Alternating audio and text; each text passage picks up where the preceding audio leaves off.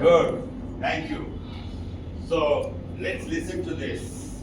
Next, maybe 25, 30 minutes. Will it be very boring? 30 minutes you can spare? Okay. I can guarantee I will finish it by 25 minutes and I will give 5 minutes for your question answer. Okay? That's great.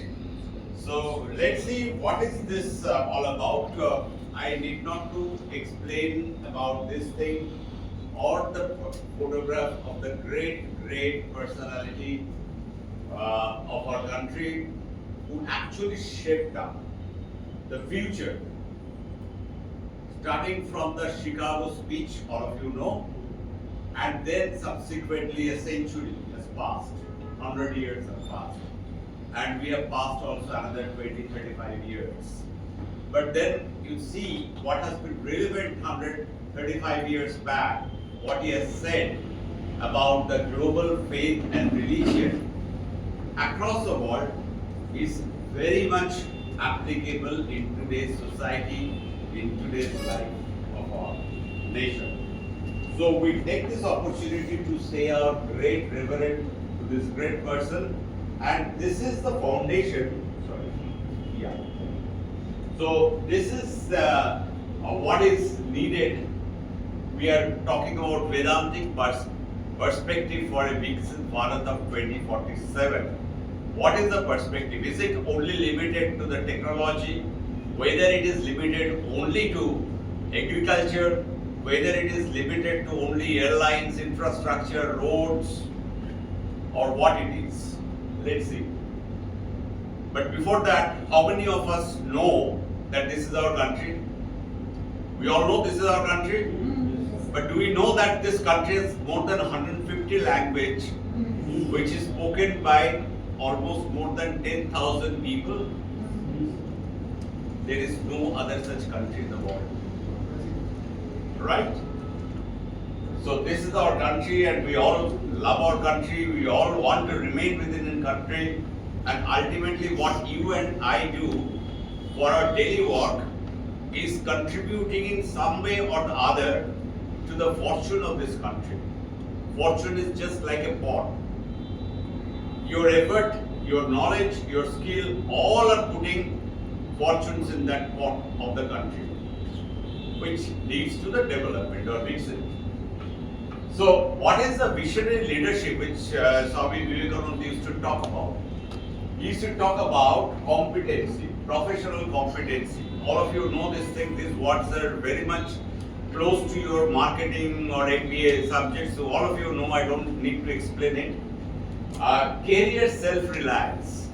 Don't limit yourself, don't start thinking that after doing MBA, you will get a job.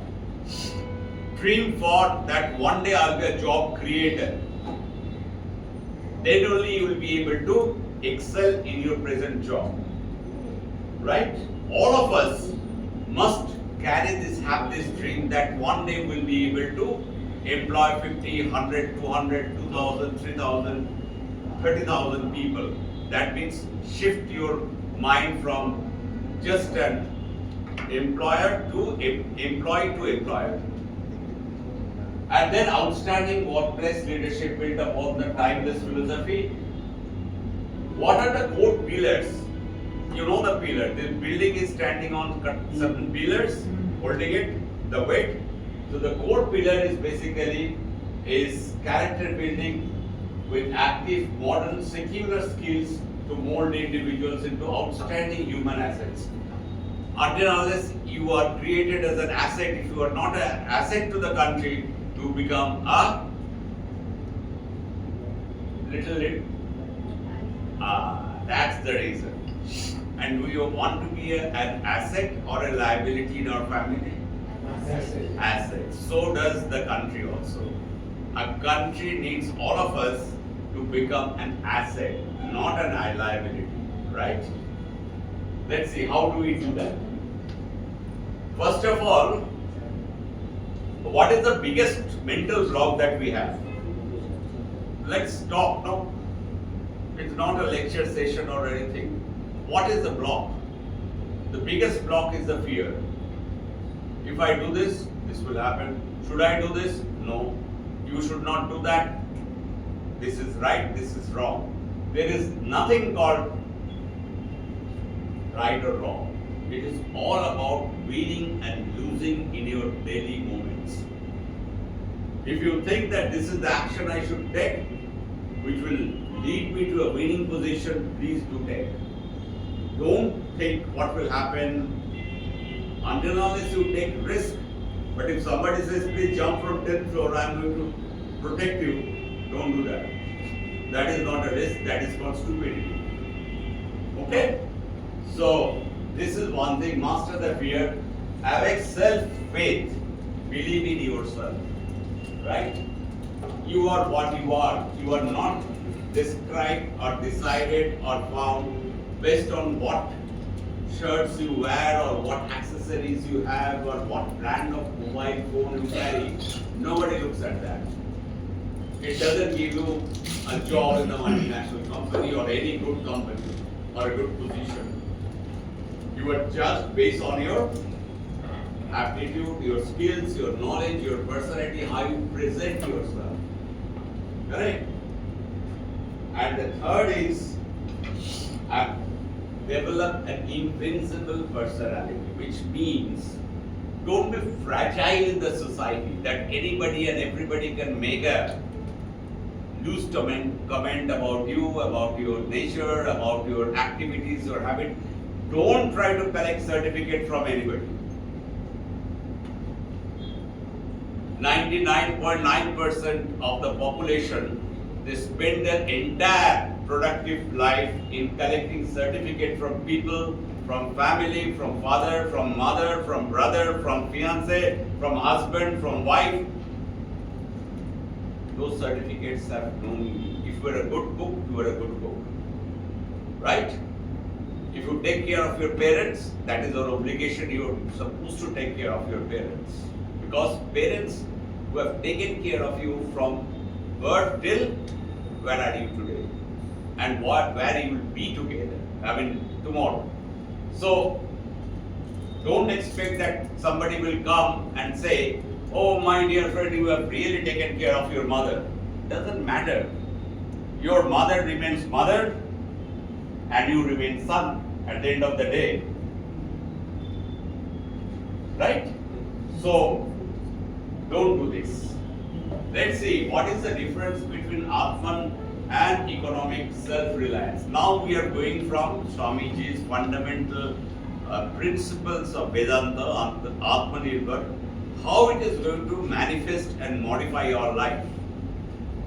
Fueling the Atmanirbhar Bharat, the Vedic concept of Atman, you know that? What is Atman?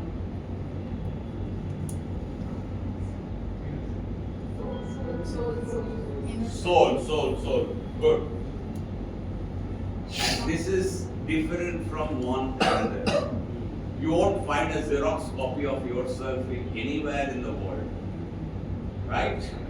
So this is what you are. Your infinite self. That means teaches that all power is within you, not on the environment. The power is within you, and that's the reason for having self-belief and confidence. If you are not confident, it will be projected that you are very fragile. Right? Don't shy away.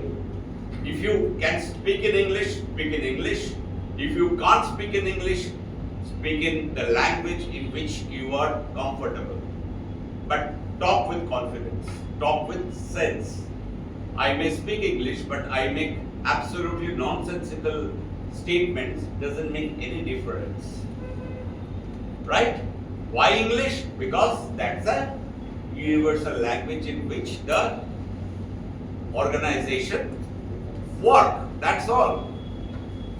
If somebody comes from a Bengali medium school, it doesn't mean that the person is inferior. Or somebody comes from Hindi medium school, doesn't mean that he is inferior. Or somebody stays in some remote village, right, where you don't have electricity, not much facilities, don't have so-called gym or not so-called parlor or spa, doesn't mean that he is out of the context. he's not suitable to the society or to the organization. It is the value that you carry with yourself, right? And the value comes from your soul. And what is this inherent potential? Inherent potential for India to become a global leader, citizens must believe in their innate capability to innovate and produce. All of you have the capacity to innovate, means you can create, right?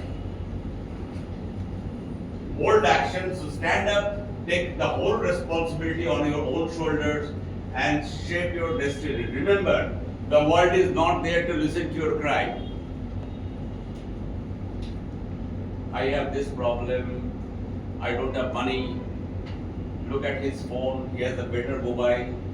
Oh, he has purchased an iPhone. How does it going to matter? Right?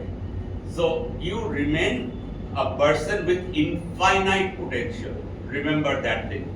A potential with which the universe walks, the world walks, you have that potential within yourself. The only thing a wise person can identify and apply those wisdom in their work, and a stupid person, he doesn't understand his value in this world and therefore there is no application. And don't identify a person's knowledge and skill based on his background, caste, religion, the work he does. No. A person who takes you in your rickshaw to your institute, or the driver which drives a bus, public bus to your institute, remember that he also has a role to play in the development of the nation. Okay? A person who probably gives jhadu in the hospital or nursing home also can contribute, is contributing to the nation because he is trying to keep the hospital area free from infection or disease. So don't categorize this type of thing. Just because that I come from a family which has provided me the opportunity to learn, speak in English, mix with the society, and my friends have a different friend circle, that doesn't mean the other section of the people are all useless, worthless in this world. They have equal values, if not more than you. So now we are coming to a very interesting subject, AI. All of you know what is that? What is that? What is artificial? Huh? Okay, artificial and the human mind, you know. Now, exploring intelligence, consciousness, and inherent power of spirit. What is mind? What is mind? Anybody can say? And where it is located? In the brain, okay. If I say it is in my knee, can you prove that it is in your brain and it is not in the knee? We can't. Because this is one thing which doesn't have any order. That's the unfortunate part. But this mind has huge capacity. Huge capacity. Why we say that the controlling mind is controlling everything of your life, right? And that's the reason it's the most difficult subject when a person develops mental health problem. Because if you have weak knee, right? If you have osteoarthritis, that means your knee is very weak, you can get it replaced. But can you replace a weak mind? That I get the mind of Professor Sir, and I think it is very good available in my, and let me transplant it with my mind, because I am, a bit of problem, mental problem. It's not possible. But if mind is there, it has huge, you can develop that mind as much as possible. It is not bound by any elastic, that it's not a balloon that it will go up to a particular shape, after that it will burst. right? It is not a balloon, it is not a container, it is nothing. That means it is infinite. Finite means when you can give a shape to anything, correct? And what is this consciousness? That is another very difficult topic. What is consciousness? So the ability to differentiate what is right and what is wrong.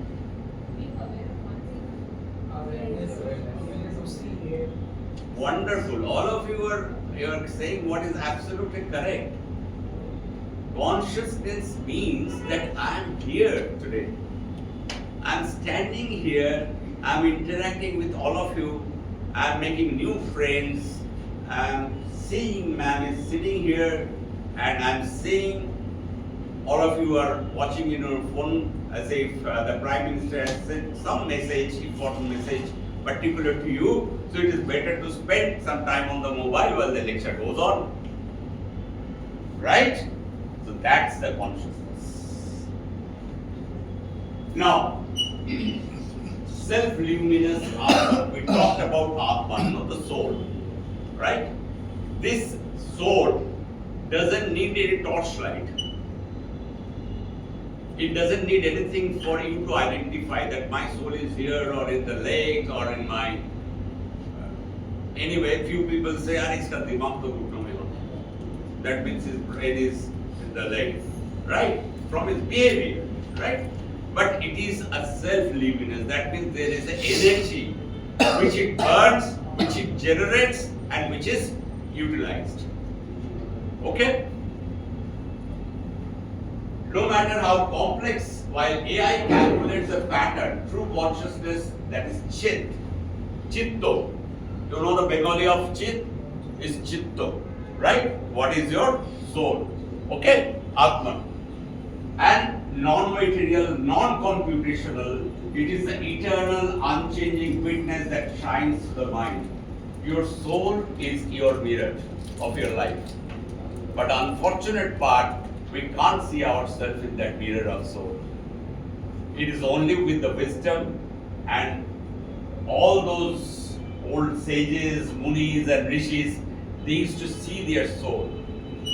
Right? But we don't have that skill, that wisdom, or that devotion or practice or hard work to see ourselves. So biggest challenge in this world is today to know yourself. And all religious book across all religion says only one thing: know yourself. Right? No matter how complex a silicon-based computation becomes, it remains insentient matter. That means jada. It maintains. AI is nothing. It doesn't have life. You have put certain software, certain hardware, certain thing in a box, and you tell that please write a love letter for my fiancé. I will write it the way you want. Somebody writes, "Oh, I have huge problem with my son. I want to punish him." Or a teacher says, "I have to write a punishment letter to my student." Yeah, we'll do that. But it doesn't do it of its own. Whereas you do everything of its own. It will do what you command. Right? Now this is the difference. Your finger can touch a life. An AI, right? Including its robotic hand. Today, you know, if I have problem in the hand, I can transplant it, I can put a robotic hand. Yes. But robotic hand, there is still, it is going on research to put the sensory nerve. And you have seen recent discovery or recent experiment which Elon Musk has done with the people who suffer from dementia. You know dementia? Those who lose the memory, they are putting a Neuralink. That means a chip in the mind, and the mind will bring all the memories of the life. But how it works, you know? How? It is not that surgically you cut here and put a chip. It's not that. You have to put the chip, you put the chip, after that, a person in the clinic is shown all the photographs, old photographs, all his relationship, his wedding, how his children when they were small. So basically what he's doing through sensory nerve of the eyes, it is connecting to the Neuralink and recording the memory. You understand how it works? That is the thing. It will bring a revolutionary change in the quality of life for a dementia person. Because remember, a dementia person, the worst thing that happens, he forgets his address. Suppose he has gone to a market to purchase vegetable, he doesn't remember where is my address, how can I reach back my house. He forgets who is son. He forgets who is his wife or husband, children. That's the worst part. That is going to change the quality of life. Okay? But it is not replacing, again I am telling, the soul or the mind. How? I will have a very small game, will show you how it works. So, what is basically, these are the two ways, if you can differentiate between AI and human consciousness, is basically one is silicon algorithm. It is a symbolic optimization of all your activities. It's a syntax, pattern matching, output optimization. It calculates statistical probability of next sequence without any intrinsic. Those who are using AI, after every reply or solution, do you want further on this? Tell me. So it starts like that. Whereas the Vedantic soul, the direct subjective experience. And human spirit, I put it in the bracket life. Don't limit it to the human. Life means all animals, plants, everything is capable of realization, which transcends verbal computation. There is a story, all of you know, one person every day used to go out and abuse, give lot of galagali in front of a tree. After some time, what happened? Look at that. That is called life. So that life has a realization which transcends to verbal computation. That means I can think, I can speak, what I think I can speak. A human life knowing its right, intuition, values and direct existential experience. Anubhuti. Right? That means your anubhuti means activation of your sensory nerve. AI doesn't have those sensory nerves. What AI has, that also I will explain it to you. The difference between a human brain and an AI. So let's see. The power of concentration. This is what you have. It is 100% you can put a focus. The mastery of attention, as Swamiji said, the difference between human mind and animal mind is only the difference in the degree of concentration. An animal also has a life, a human being also has a life. It is only the difference of concentration which makes them animal and which makes us human beings, right? While AI distributes focus through brute force, parallel processing and cluster, after there is one hint you give and you will get 1 million result. There is a brute force, huge cluster of human genius arises from single pointed concentration. That is ekagrata. That is what is needed. Right? Allowing access to the subconscious and superconscious reservoir of creativity. We can create. The other thing is that ethics. Very, very important question, and as a student or as a young generation who are deeply involved into AI, so this is one thing which is still debatable, whether AI can influence the values, the moral agencies or the spiritual evolution are safe from automation or not. You want to influence, ask AI to influence your value system, whether it will be able to do, whether it will be able to do or not, we'll just have a little experiment of 1 minute. Then, this is what also Swamiji says. As a human being, we are most fortunate because we have the freedom. If your life is absolutely automated, after some time it will start getting sluggish. You understand? That means it will slow down your progress. So mere automation is not going to help in any way. Rather, you may lose your freedom, and actually we have started losing our freedom. Freedom of thought, freedom of speech, freedom of concentration, because everything we want AI to reply or give you a solution.